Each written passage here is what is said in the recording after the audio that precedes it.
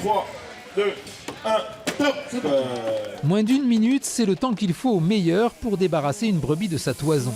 Un savoir-faire que maîtrisent parfaitement les 37 tondeurs professionnels qui participaient à la traditionnelle fête des tondailles de Martel.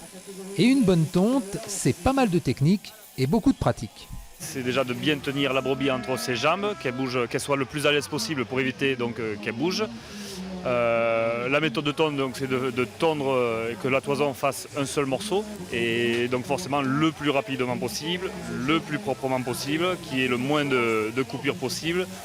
Pour décrocher le titre de meilleur tondeur et ainsi représenter la France au tournoi des 6 nations en 2020, il faut bien sûr être rapide. Mais le chrono est loin d'être le seul critère pris en compte par les juges. Les éventuelles blessures et l'irrégularité de longueur de coupe sont autant de pénalités. Le tondeur doit rester avec son peigne auprès de la peau. S'il lève un peu le peigne, il va laisser de la laine.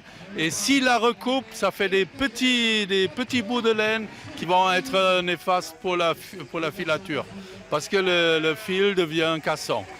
Derrière la compétition, la fête des tondailles vise 2 autres objectifs, valoriser la filière ovine et financer une opération de soutien aux agriculteurs en cas de maladie ou d'accident.